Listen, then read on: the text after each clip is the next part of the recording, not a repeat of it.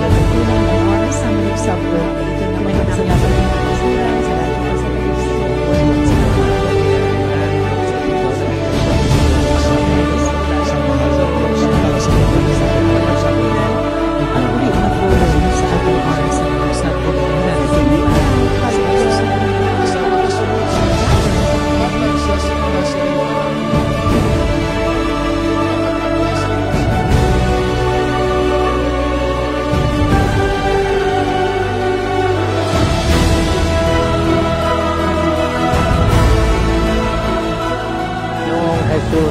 Nagsiling ka sa imo mga apostoles, lakat kamo sa bugos nga kalibutan, tudluin ninyo ang tanan nga mga tao sang tanan nga gintudlo ko sa inyo, kag himua sila nga mga gintuton-an ko.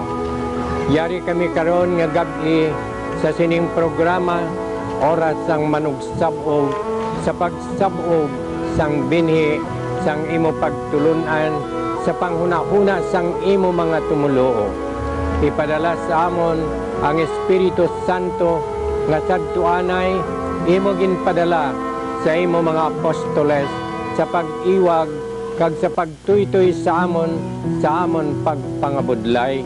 Tubtub ining binhi nga amon ginasab-og karon nga gabi magtubo sing malambo, magpamunga sing matinggas nga mga bunga sa Kristohanon nga pangabuhi sang imo mga tumuluo. Maria nga iloy sang mga apostoles, iloy manamon kag inspirasyon sang amon kabuhi, ubayiman kami sa sining oras sang amon pagsab-og sang binhi sang mga pulong sang imo anak. Amen.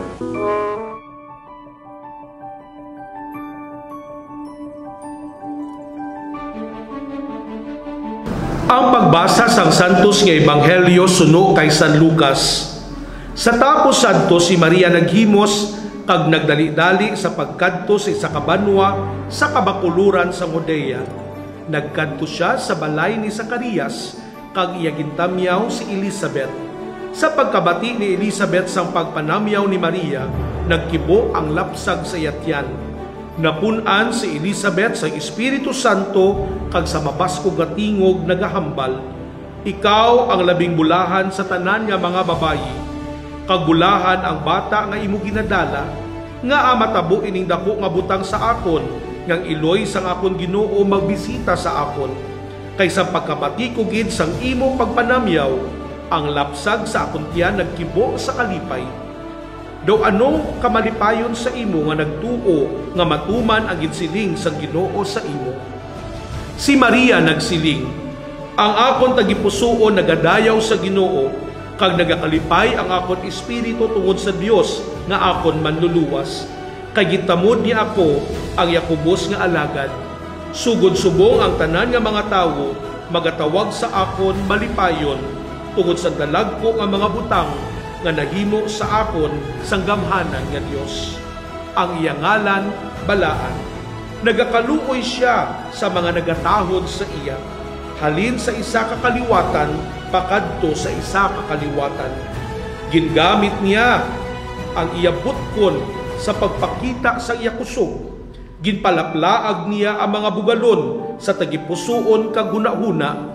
Ginpuka niya ang gamhanan nga mga hari gikan sa ilang trono, kagimbayaw niya ang mga kubos. Gimbusog niya sang maayo nga mga butang ang mga ginagutom, kagimpalakat niya nga wala sing dala ang mga manggaranon. Gintuman niya ang yasaad sa aton mga katigulangan. Gimbuligan niya ang mga katawhan sa Israel nga iya alagad. Gindumdum niya nga magkaluoy kay Abraham, kag sa tanan niya nga mga kaliwat sa walay katubtuban. Si Maria nagtener upod kay Elizabeth sa sulod sang 3 ka bulan kag ugaling nagpauli. Mga utod, amo ini ang binhi nga ginsab-og sa oras sang MANUGSAB-OG.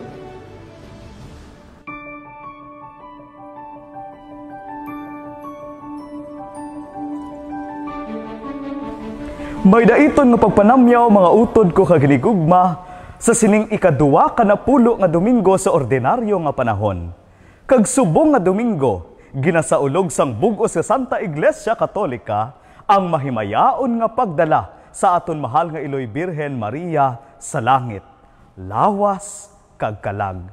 Gani ginapahanugutan kita nga sa ulugon ining dako nga kapiestahan bilang pagpasidungogman kay Ginoong Hesukristo nga paagi sa aton mahal nga Birhen Maria ginbunag diri sa kalibutan kag naghatag sa aton sang kaluwasan. Ang aton santos nga ebanghelyo ginkuha sa ebanghelyo ni San Lucas kapitulo 1 bersikulo 39 tubtob 56. Kag mabatian naton ining duwa kag ginsamo nga ebanghelyo nga sama-sami mabatian naton nga separado. Ang pagbisita ni Santa Maria Birhen sa iya pakaisa nga si Santa Isabel kag ang kalantahon ni Maria ukon ang Magnificat. Iniman nga ebanghelyo subong nga aton ginapamatian, may isa kadako nga iconography sa oriental nga simbahan kung sa diin ginakabig ini nga pagkitaay sang bag-o kag sang daan nga kasugtanan. Si Santa Isabel sa iya katigwalangon kag ang iya bata sa iya taguangkan nga amo si San Juan nagarepresentar sang daan nga kasugtanan. Subong nga si Maria kag ang bata sa iya taguangkan nga amo ang aton Ginoong Hesukristo nagarepresentar sang bag-o nga kasugtanan. Gani may depiction sa oriental nga simbahan nga ang pagkitaay sang duwa amo ang pagkitaay sang daan kag sang bag-o nga kasugtanan. Mga utod matahom nga pamalandungan naton ini. Kay subong nga si Maria gingrasyahan sang mahal nga Dios paagi sa pagpanamyaw sang anghel. Maghimaya ka Maria. Mary was blessed by God through the angel Gabriel. Gani ginpaambit man niya ini nga grasya sa iya pakaisa nga si Santa Isabel. Gani sang nagkita ay sila, ginbungat ni Santa Isabel sa iya mga bibig ining matahom nga mga tinaga. Bulahan ikaw sa mga babayi nga tanan, kag bulahan ang imong tiyan nga nagadala sang akon man. Bulahan ikaw sa mga babayi nga tanan, kag bulahan ang bata nga yara sa imong tiyan. Mga utod, ang grasya sang Dios nagatulod sa aton sa pagpasalamat. Ang grasya sang Dios nagatulod sa aton sa pagpulig sa iban. The effect of the touch of God in our lives is generosity. Gani, ang epekto sang generosity makita sa aton man ginahimo. And this is the act of anticipating the need of someone. Subo nga aton mahal nga Birhen Maria, sang nahibaluan niya nga nagabusong ang iya pakaisa sa iya katigualangon, nagkadto sa pagbulig sa iya. Karon mga utod, kung nabatian naton ang Dios nga nagapakigsugulanon sa aton, kay nagahatag sa aton sang kinahanglanon naton sa matag adlaw nga tanan, kay nagagrasya sa aton, kabay nga magtulod ini sa aton nga manginmaalwan man sa iban. Ini ang una nga bahin sa aton santos nga ebanghelyo, that the effect of being graced by God is generosity. Ang ikaduwa nga bahin nagatudlo sa aton sang pagpasalamat balik sa Dios. Sang si Santa Isabel nagbungat sa mga matahom nga mga tinaga sa iya pakaisa nga ni Santa Maria, si Maria wala nagdayaw sa iya kaugalingon, kundi ginbalik niya ining kadayawan sa Dios. Kag nagkanta siya sa pagpasalamat. Ini amo ang ginatawag naton nga Magnificat. Mga utod, ano ang aton makita diri? Ang Magnificat nagapahanumdum sa aton nga sa tanan nga tion ang ngalan sang Dios ang pagadayawon. Nga sa grasya nga ato nabaton sa adlaw-adlaw nga tanan, dako man o kun gamay, ibalik naton ang pagpasalamat kag pagdayaw sa mahal nga Dios. Nagapakigambit man kita sang ekspresyon nga ini sa aton mga utod nga mga Islam o kun mga utod nga mga Hudiyo. Kun aton pamatian ang aton mga utod nga mga Islam, may matahom sila nga pagpasalamat kag pagdayaw sa Dios. Anong ini? Kung mabatian ninyo ang Allahu Akbar, nagasiling sila, Great is the Lord. Subong man ang aton mahal nga Birhen Maria, nagsiling sini sa expression, Great is the Lord. My spirit extols the greatness of the Lord. Gani matahom nga kung mag-ululutod kita hindi lamang sa pagtuo, kag mag-ululutod kita ilabi na gid sa pagkaanak sa Dios. Kabay nga sa tagsa nga grasya nga aton mabaton halin sa Dios, ibalik naton ang kadayawan sa iya. Kag hindi lamang naton ini igapabilin sa aton kaugalingon. Gani mga utod, ano ang dapat naton pasalamatan sa mahal nga Dios? God is merciful.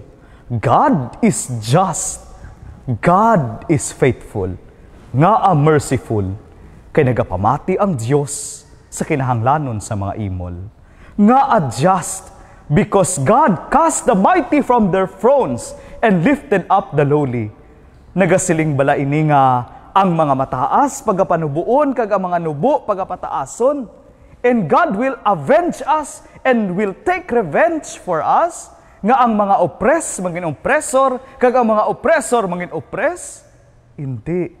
Nagasiling nga ang Dios magapukan sa mga mataas, kag pagabayawon ang mga manubo, agud tanan-tanan kita mangin alalangay. That is the justice of God. Kag ang katapusan, ang mahal nga Dios, faithful, because He will remember His promise forever. Gani subong nga adlaw, ang matahom nga kapistahan sa pagdala sang lawas kag kalag sang aton mahal nga Birhen Maria sa langit, nagapahanumduman sa aton sang aton palaabuton, that we will all be raised in God's kingdom. Magampo kita sa aton mahal nga Iloy nga naguna na sa aton didto, kag nagahulat sa aton. Padayon kita nga magpangamuyo, kag magpangayo sang bulig sa aton mahal nga Iloy, nga sa tion nga namudlayan kita sa aton pagpangabuhi, kag sa aton pagtuo, siya magagiya sa aton, padulong sa iya anak, ang aton Ginoong Hesukristo. Sa gihapon, ako ang inyong alagad, Brother Red Antabat sa Arkidiocese sa Ngaro, halin sa parokya ni San Antonio Abad sa Tubungan. Ad Yesum Cum Maria. Hello mga catmates! Last week we discussed about what is catechesis. But have you heard of the word catechism? What is catechism? This is Father RJ and welcome to the second lesson of simplifying catechesis in less than 5 minutes and making it cat short.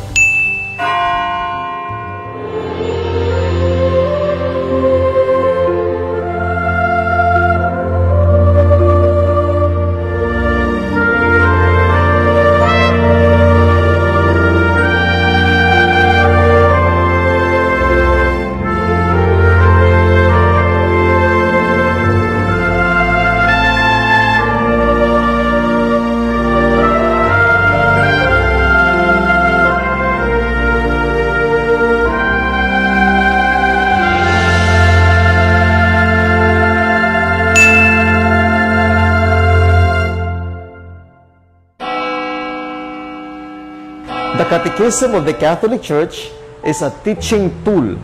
It is a concise explanation of Catholic beliefs. The Catechism includes many quotations from many papal encyclicals, church council documents, and the scriptures.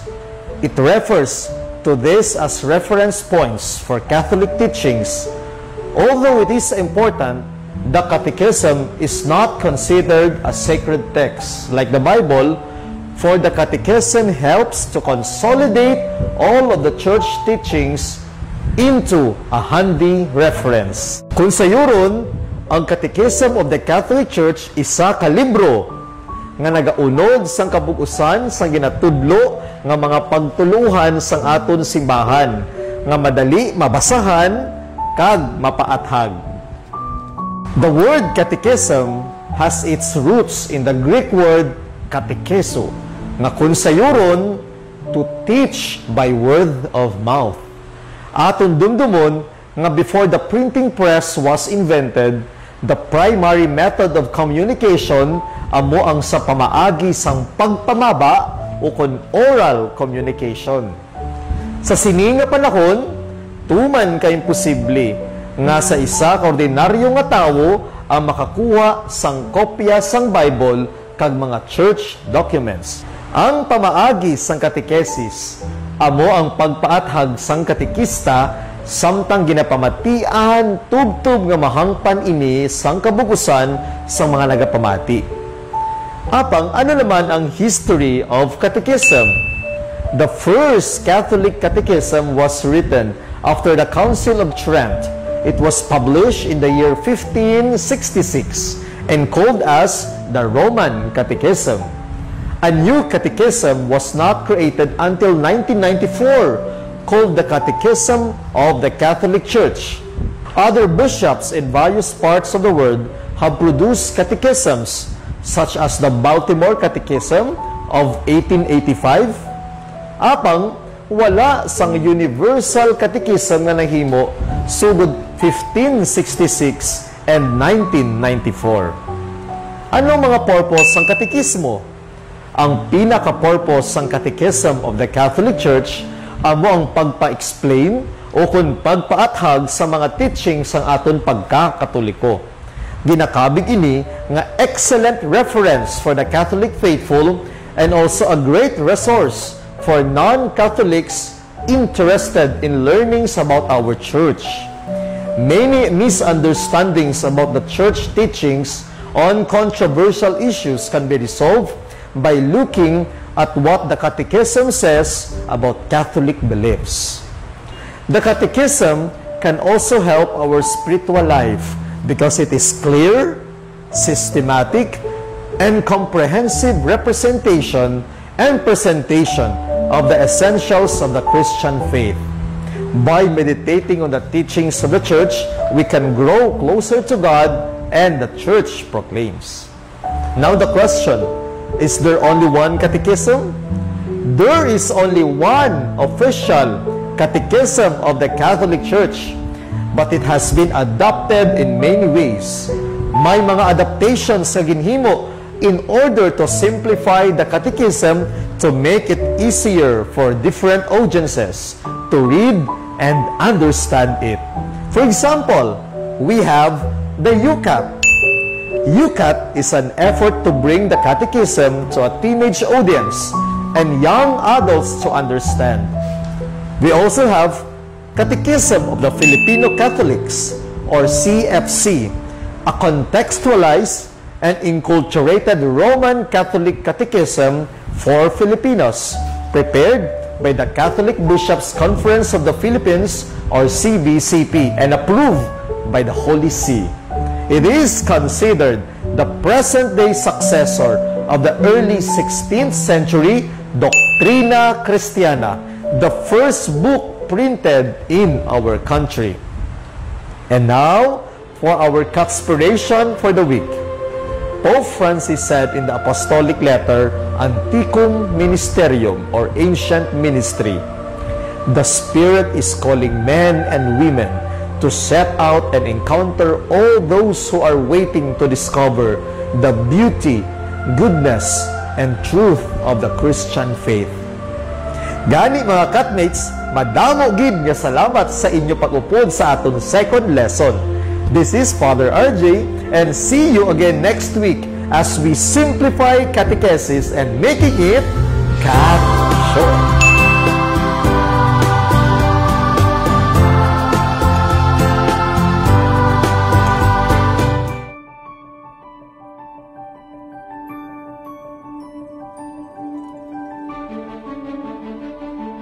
Hello and welcome again. Diri sa aton palatuntunan ng oras sang MANUGSAB-OG. Diri sa aton portion sa buhi nga pulong sa gihapon ng inyo utod si Elsa Subong, malipayon kag mahigugmaon nga panamyaw sa inyo tanan. Again, we are thankful nga ari kita diri sa pag inakop naman sang Social Communications Commission under Reverend Father Angelo Colada.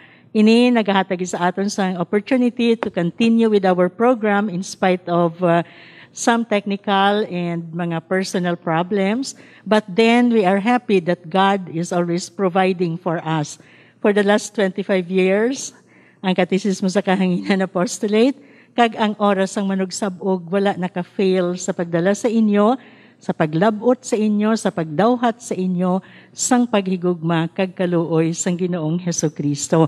For that, we are thankful and we are filled with gratitude sa aton mga supporters, sa aton mga friends, kag sa aton mga covenant partners nga padayon nagasakdag sa aton sa pihak sining sitwasyon sang pandemic. And of course, our handful of volunteers nga nagapadayon man sa pagbulig sa akon kay sa amon tanan ang aton katapo balaan sang Katesismo sa Kahanginan at this point, mga seniors na. Therefore, limited ang movement. But I'm thankful nga ginhatagan nila ako sang support sa pagpangamuyo that I will be able to continue with ORAS sang MANUGSAB-OG. So again, salamat gid and I'm happy to be with you.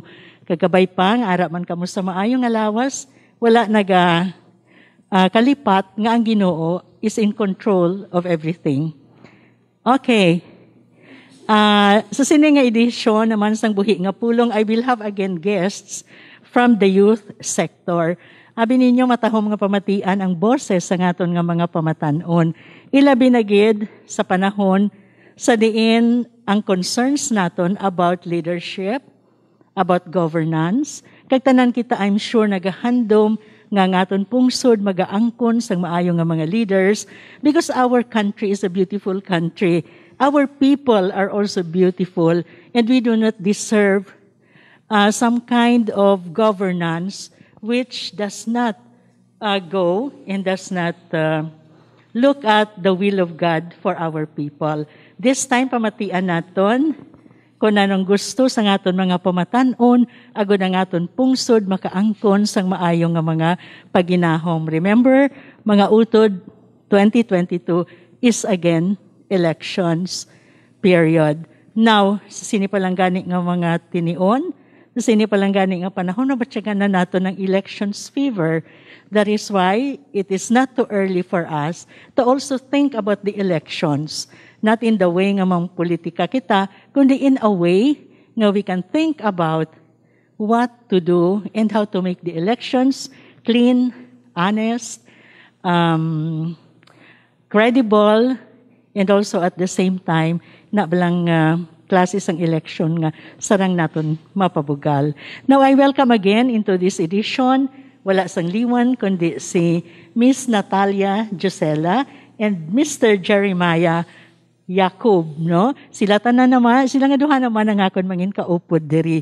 Maybe they will also give you their greetings. Kumusta na ka mga duha, Natalia? Maayong aga, ma'am. Maayong aga sa inyo tanan. Ako si Natalia from Tanza, a youth lector from Immaculate Conception Parish Youth Ministry. And Ari ako subong. Thank you for having me, ma'am. Okay. Jeremiah. Mayong adlaw, ma'am. Mayong adlaw, Natalia, and mayong adlaw sa inyong tanan. Ako si Jeremiah Brent Jacob of FCCY Iloilo sang Santa Maria Chinese-Filipino Parish. Thank you for having me. Yes, of course. I'm always very proud and I am always happy every time I have young people with me. So I can also feel young. Okay. To be young is also, siling nila, amo nang pinaka-excited nga periods ang kabuhi mo when you can be free, when you can dream dreams, and when you can have the energy and the strength to reach for the dreams. Actually, personally, ginahatag ko, kaginabang ko, ang hope for a better Philippines sa aton mga pamatanon. We will be talking about the elections 2022. Kamusta na nakabuto na wala pa? Wala pa, ma'am. Upcoming pa lang. Mapa-register pa lang tomorrow. Ikaw, syempre, Jeremiah, hindi pa, no? Hindi pa, yeah. Since underage pa ko. Sa next elections. Tani, no? Okay. So that would take some 6 years or 3 years before ka makabuto. I hope you really take advantage of your right to vote and register when you are ready to vote. Now, since wala pa man ka mo buto, Gid, but I'm sure you have observed our previous elections in the Philippines, in our community. What can you say about that? Sige, Jeremiah. I think akon nga na-observe is ang kabataan, since wala pa kami mag-vote ya. Ang amon man lang ginaobra is go-observe man lang kami. Pero there are some man nga sa parts ng youth sector nga eligible na mag-vote pero wala pagihapon ga-vote kay it's either for the SK, no? Yeah, for mga 18 above na nga it's either wala sila nag-vote kay natamad sila or from some reason man. So I think amon nga na-observe is galantaw lang kami pero wala kami ga-take part. Now, what did you see? What have you observed about our elections? Siyempre, wala man niya ka makasulod sa mga precincts, wala man ka generally, no, in your community. I think na-observe ko is kadamo isang issues when it comes to elections. May issues nga, may vote buying, may issues nga sa laang countings. So, amo na ang mga issues nga na-observe ko, and aside the fact nga may amuna, kami man lang yung youth is gapawala lang ya amuna okay lang na. You were saying you observed it. Yeah. You believe it. Yes, it's tita. true. I mean, it's true. Okay. Because you observed it and you saw it. Yes, okay. tita. What do you mean pawala lang? Ang pawala lang is wala lang naga take part, wala man sa naga-istorya about it. It's not your concern. You feel nga there's nothing you can do about it? Yes, since we are underage, we can't vote pa man. And add to that nga, joke lang na namin. We joke about it. We don't take it seriously as a serious matter. Do you ever tell your parents about this? Yes, tita, I remember. They said man nga, yeah, it's kind of a bit true nga, though the youth are not taking part in the elections sa But I'm sure your elders do not sell their votes. Oh, hopefully no. I don't think so. Okay. Don't think so. So, Natalia? As what I can recall, the 2016 election of President Rodrigo Duterte, bala tita, I can recall based on my experiences kay naging part of the barangay election ang akon nga sister. Okay. So, nakaupod gid ko siya sa iya nga journey sa iya pagiging SK chairman.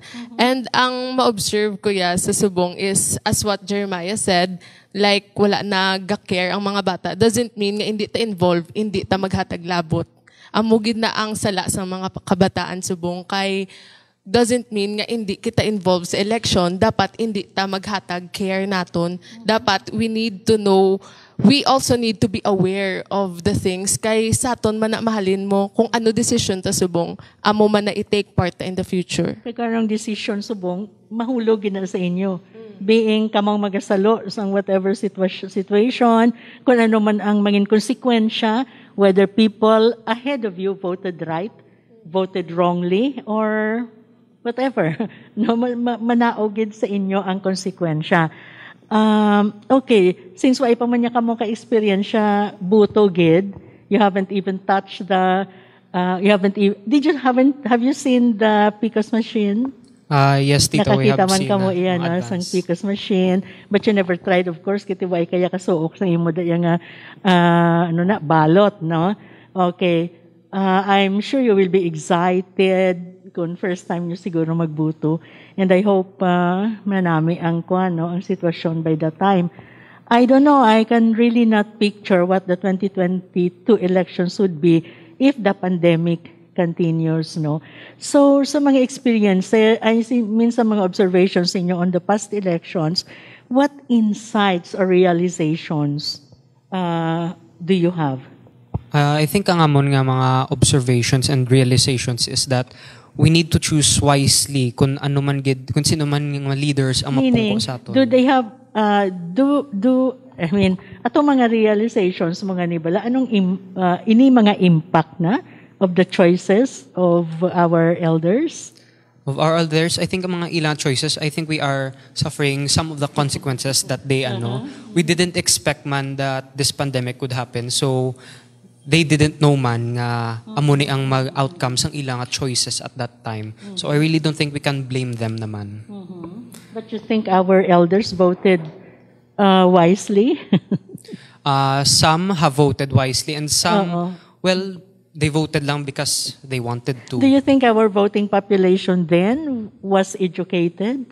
For me personally, no. Kay since some of them nag-vote lang kay may take part sa party, may party biased nga and some in opinions lang. Pero I think they didn't research gid kung ano ang mga policies, kung ano ang mga advocates, ang mga leaders kagin pili nila at that time. Okay, Natalia. Your observation. To add to what Jeremiah said, Tita, I truly believe that Filipinos have this bandwagon effect or bandwagon mentality because sa aton subong, kung sino imo iboto, amo man akon iboto. Like, kung ano imo, dapat amo man na akon. Dug ginasunod talang bala kung ano ang ubrahon sang aton. No? Yeah, popularity gid sang majority. So amo man sa school daan namon nga kung sino kilala mo munibutohon mo. And amo gid na ang area subo. Friend ni no? Okay. And ang na-realize ko is kinanlan must start within ourselves. Kaya ang aton nga choice subong will greatly affect our future. So it means to say even young people, non-voters at this time, should also begin to educate themselves about, say, electoral processes, Yes, Tita. our right to vote, and other provisions nga dapat naton tun-an. For me, dapat gid sila ma-educate kay education is, as what Nelson Mandela said, education is the most powerful weapon you can use to change the world. So I believe that leaders are not born, but they are made. And I truly believe that kay kung sino dapat aton pilion nga leader, amo gid na ang ma-handle sang aton nga motherland. And gapati ko nga if we vote wisely, we will have this future nga hindi na bugat para sa aton, especially the youth. Okay. I also would like to believe nga ang education naton about elections, not just elections, no, but our voting rights should also begin by understanding first our history, our culture, and politics and government and politics, no. Kaya when we talk naman of politics, may nagkakasayuran yung politika nga we have now. But of course, we have the art and science of governance, of governing, of management, and of running a country. So do you agree that your education should start in this? Yes, Tita, because we do not learn lang by kung ano lang nabatian naton, but we learn by what we have observed, what we have seen in the past, and what has been done in the past. We will not learn anything if we do not look at the past. We are doomed to repeat our mistakes from the past if we do not learn from it. So I think the best way is mag-start kita dira, look at the past, and ma-meditate kita, ma-observe kita, and we must realize kung anong dapat baguhon para sa mayo sa aton nga country for the next coming elections. Yes, and I think it is also understanding of the values that Filipinos have. Nga nagaamo kita sini o anong attitude naton or behavior naton when it comes to voting our leaders, no? We really have to go back. Ano ba lang attitude sang Pinoy? Ano ba lang ang nag-shape sang attitude nga ini kag sang values towards elections and towards electing our leaders? Natalie? For me, Tita, I truly believe that voting rights is the most important element in electoral system. And ang aton nga attitude is hindi takabalo magbago. I believe that people don't change. Ginatapalan lang na sa kung sino sila subong.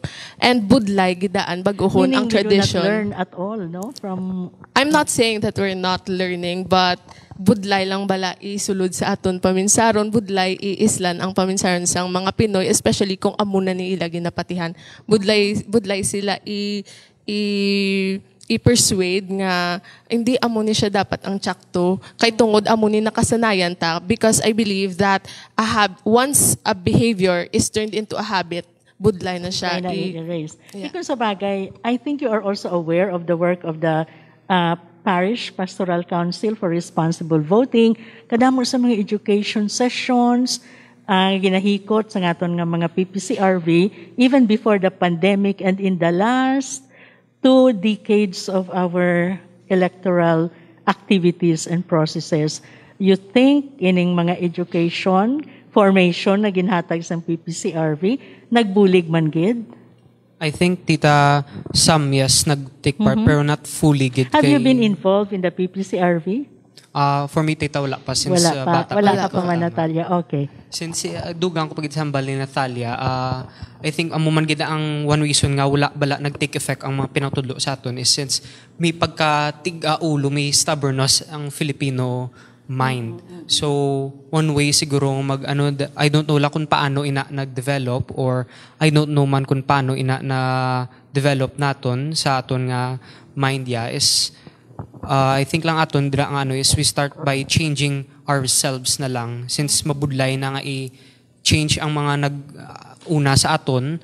I think we should start changing within ourselves na lang as a youth para sa better natin. Okay, do you think also na kita naman nga mga Pilipino when it comes to amo na nga mga bagay, pagbuto, pagpili sa mga leaders, we think of ourselves.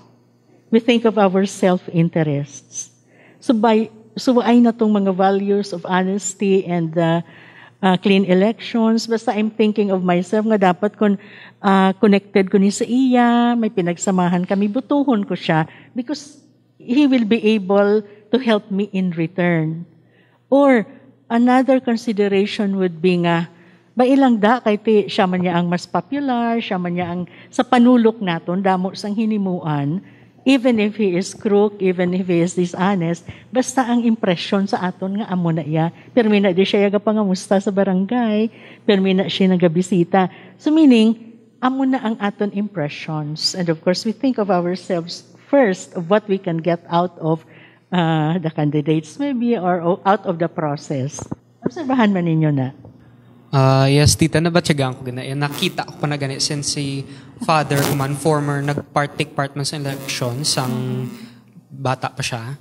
And I think na pass down naman sa akon na mga experiences siya during that time. And amo man gid na iyang mentality, mga Filipino, mga basta kilala mo lang, basta ikapangalan mo, or may family relations. Kasi abutuhon mo siya since amo na you can use for your betterment of yourself, which I think is very selfish. Kay you think for yourself lang, not for others. The common good, no? For the common good of the community. Yes, oo. Yeah. Natalia. And ang value nga gina-point out ko, tita, is ang kabalaslan.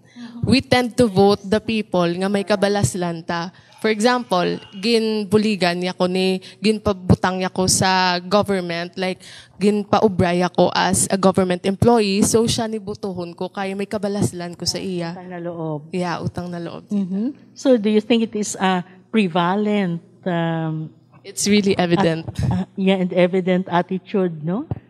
You think so, Jeremiah? Yes, tita. Biskan sa smallest elections pa na. Hindi lang sa presidential, pati sa barangay, may ara ginaiya nga sa any part ng elections ang aton nga country, small or big, may ara ginaiya nga attitude nga muna. Okay. Now we also understand and we know very well nga ang aton simbahan wala gid nagakulang sa paghimo sang iya bahin to educate our voters.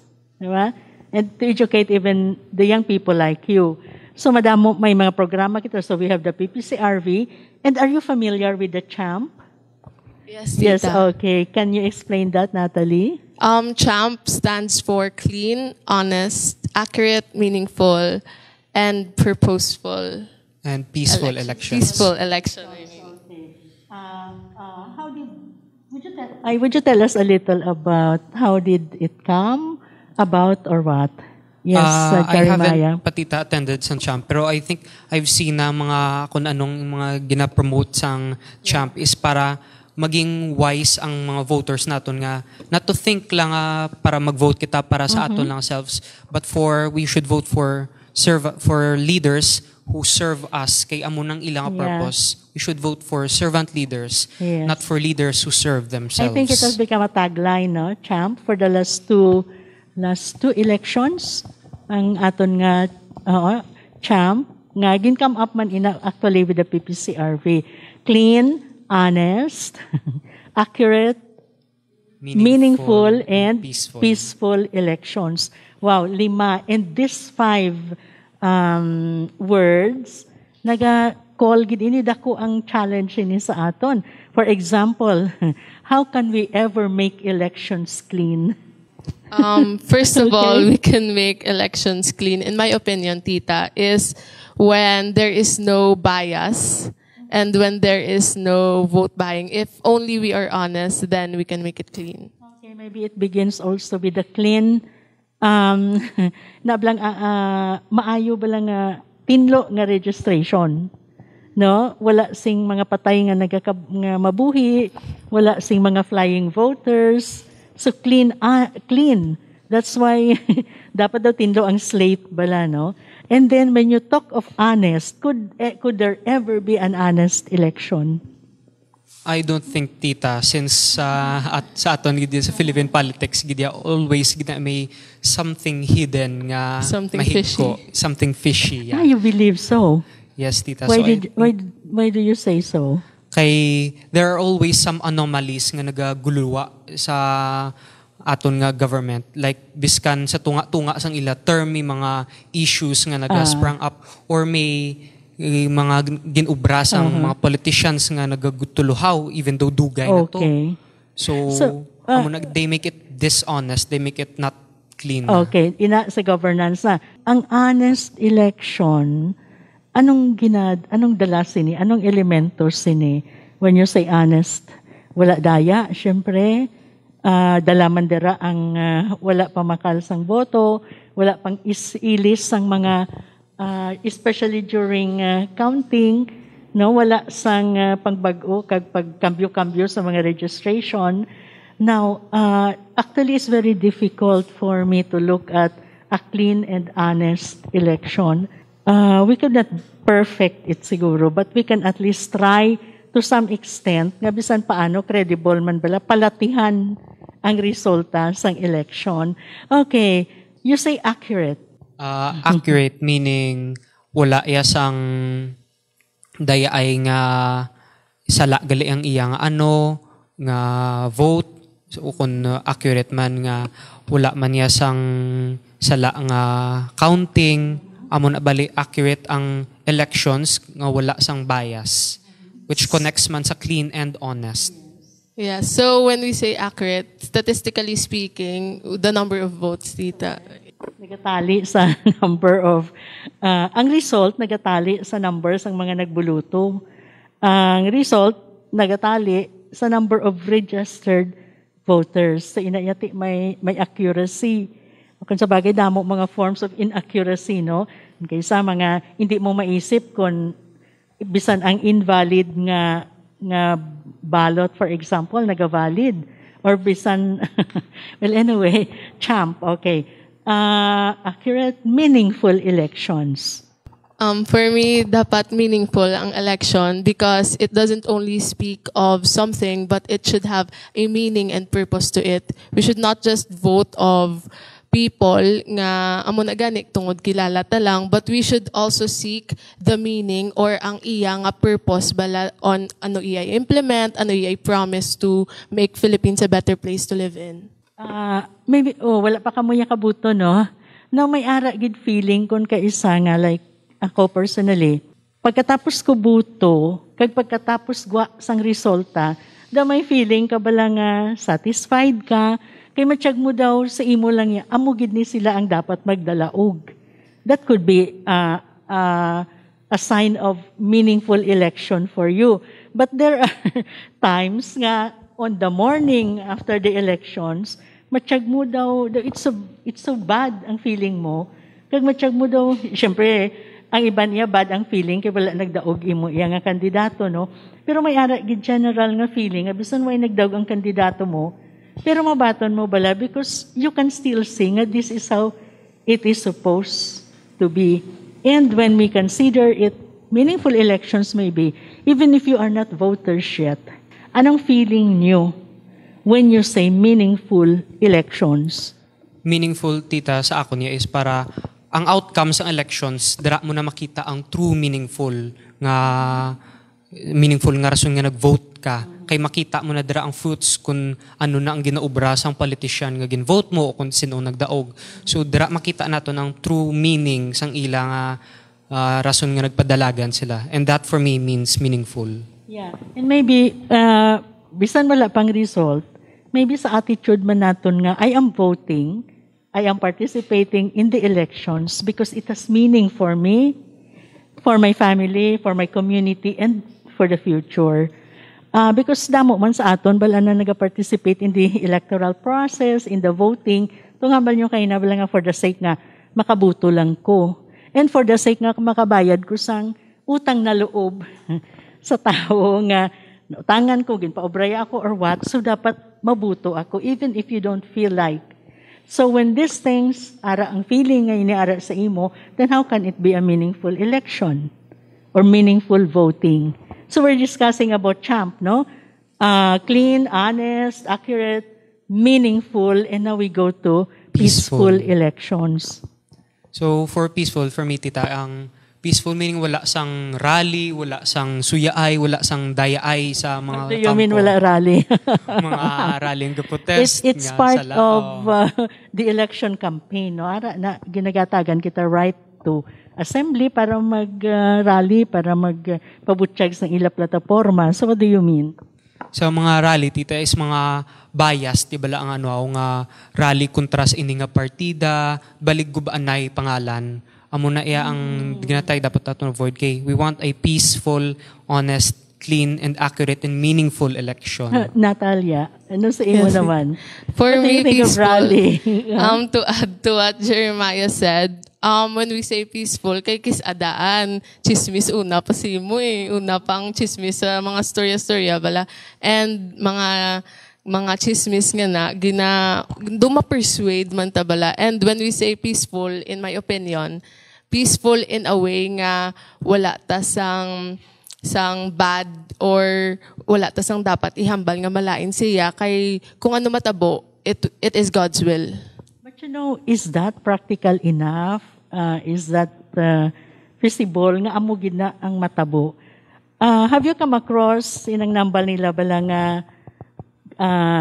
guns, gold, and goons? Have you heard it about it? I've heard something of it, tita, similar sa Spanish, ano? Guns meaning mga armas ina, no? Guns, gold meaning money and vote buying, and goons. Goons? Goons. I've heard something goons similar, but I'm not familiar. Mga political armies, mga who sow violence, fear, nga inablangga pamahug, nga nagapangbalay-balay na sila kung hindi ka magbuto sa muni, and dalaman ina panghatag sa mga envelopes or what. So they call it, amo ginang pinaka-worst siguro nga scenario sa isa ka elections, ang ginatawag nila nga guns, gold, and goons. Okay, that is one thing na can affect the peace or the conduct of a peaceful elections. Some people may not even leave their houses to vote because of that. Iban ginabayaran na lang para hindi magbuto, di ba? Iban ginapahog. That's why they have the goons and the guns. Okay. So, how do we account then kung may amusin na nga senaryo? How can we account for a peaceful election? For example, sa inyo, how can you help campaign for a peaceful elections? Hindi ka mo nahadlok sa guns, gold and goons of big politicians? I think we can face up to that by having courage, strength, and faith nga magtubang sa amuna biskan may despite nga may threat nga may amuna kung may mag-amuman gid na, I think we should still fight for our rights because it is our right to vote. And I think dapat man gid nato na nga ipagbatuan kay sila amuna ang rason nga wala kita naga-asenso because of that. But you think in reality makabato kita sa ila? I don't think so, man. Okay. So what should we do about that? I think we should do is hindi tayo magpadala sa ilang threat ya kay hindi man kailangan magbato gid kita sa ilang mag-confront kita sa ilang kay basi mapatay kita, no? And we do not need dead heroes. But then there's something siguro we can do, Natalia. Labot pa na ganit tita sa mga family mo gakadalahig nga pation ko si muni muna kay tungod lang sa threat nga na. And to add to that, as a youth living in my own little ways, I can stop that threat by spreading awareness through social media. Kay uso na gid subong ang social media platforms nga magamit gid naton to spread awareness and to let the youth have this education nga mabalaan nila. Jeremiah. As what Natalia said, amo na tita, ang together we are not apart we are not strong, but together we are. So magather lang sita siguro mag-have some strength and courage nga hindi man gid nga directly nga fight back because that would be their conflict na that would be very bloodly.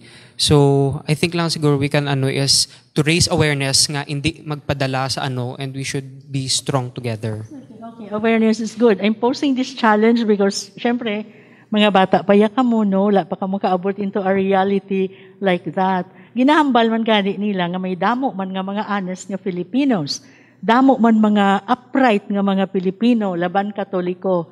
But when they already are into the political field, ginakaon na sila sang system. Do you see yourselves in that situation? When your time comes? I think, yes, tita, sometime in the future may amugin na. That's very unavoidable na because it's part of Philippine politics na may amugin na iya. So, ang try lang guro natin nga aware is think of the betterment of others and not lang for yourself. Kay amo na ang ma-remind sa imo nga ginaubra you are voting for the betterment of the country, for everyone, for the community. And hindi lang gid lang para lang sa imo. It's not all about yourself lang gid. Natalia? For me, hindi gid na mapunggan nga ma-blinded gid ta sa reality nga for example, subong amo ni ginahambal ta, and some people are even hypocrites nga amo ni ginahambal but ang gina-practice lain. And to para maglain ta tita is dapat i-limit taton self and not be tempted of sa matabo sa future, and muna lang like think wisely lang gid and vote for comprehensive and competitive leaders. Okay, you have good ideas, no? Actually, no, kabay pa nga ang mga pamatanon pareho ninyo would also be able to adapt it.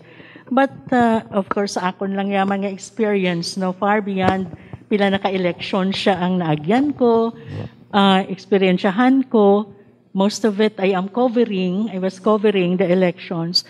So kung kaisabala, some people, sometimes I would even think na hindi na ako magpati sa mga elections, no? Because they are not creating something good. Wala sila ga-resulta into something good. Now, ang mahimo ay hanaton subong is that, firstly, because we want to create champ, first we would like to make people believe that the elections are important. Elections are not useless. So, mabudlay pa patihon, no? Amo na ganyan balyo, sige, buto na lang kay mabuto ko, may utang ko ang kabalaslan. Buto na lang kay tanan ko nga pamilya, mabuto, at panagaan no sobre, buto na lang kay amo ni. Now, we can stop that cycle. We can cut that cycle. Amo na guys, sa mga pamilya, kampanya na lang dapat, nga hindi mo na, no? Sa ato naman nga, mga pumuluyo, labi na gid sa mga Katoliko, kay damo gid kitaya. Siguro we can help our people firstly by trusting in the integrity of the elections. Therefore, if you trust that elections may integrity, hindi ka mag-start sa anything na makadula sina. That's why you have the campaign of champ. Now in 2022, and it's not very far, are you voting na ikaw, Natalia? Maparegister pa lang ko actually tomorrow. You are not part of the SK. No, tita. Nag-vote hindi pa ko ka part. sa SK? Wala pa, tita. Oo. So as early as this, ano ang mapanugyan ninyo ay nga i-think o panumdumo na naton nga mga bumuluto, panumdumo na sa mga Pilipino to realize the champ. Clean, honest, accurate, meaningful, and peaceful elections. For me, the youth has this voice to use as a platform, and this champ is an advocacy that we need to spread. For me as a youth living in a predominantly Catholic country, kinahanglan naton i-live out gid and start within ourselves gid, tita. Kay wala gid na may mabago kung hindi ta mismo mag-act as one, or kung kita as individual, kita lang isa ma-act, wala na may maubra. But when we act together, there na we could make a change. Okay, Jeremiah. To add to what Nathalie said, this champ nga gina-advocacy naton, it should start with not just sa inyo lang, kundi pati sa amon gid nga youth. Kay sa mga madason pag nga elections and for the far future na amon na ni ang amon nga pagdalhon, and this will take effect na bale since na pass down na ni sa amon, and for the next generation to come dapat i-pass down mo namon ang advocacy sang champ kay para we can fix the problems that we are facing now with the elections. Okay. Thank you. As a rejoinder ninyo, how would you make this pandemic, this COVID-19 pandemic, a big issue to affect our 2022 elections? Siyempre, tita, hindi na siguro tama kakadtugid sa schools to vote. And kinala nagid na nga gagmay-gagmay lang danay ang makadto-kadto kay siyempre kinala naton social distancing. And this 2022 elections is greatly affected by COVID-19 since hindi pa tanan fully vaccinated mo, especially sa mga squatters area. Okay. So hindi pa siya super safe good to handle that. And once online nila ang elections, there could still be biased or daya balatita. Okay. And besides that, how would you make the COVID-19 pandemic an issue on politicians, on candidates? I think we can ask the candidates on what will they do when they win. Or maybe what have they done if they are yes, re-elected? Exactly.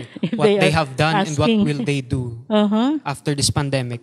Kay ang COVID-19 nga ni amo gini ang nagpakita sang true colors in some sa mga politiko sa aton nga gobyerno. So we need to ask them what will they do na kung magdaog sila, and how will they do that. Amo na ang most important naton nga questions sa ila. Okay. Natalia, would you like to add? And base daan, tita, if mag-campaign pa na sila bala, di ba usually ang aton traditional way of campaigning is magpamalay-malay, manghatag kwarta, manghatag goods, and But siguro subong mabudlayan and base ma-increase pagid ang curves ng COVID-19 cases. So amo man ang dapat talikawan. Okay. So our young people have posed a challenge to our candidates.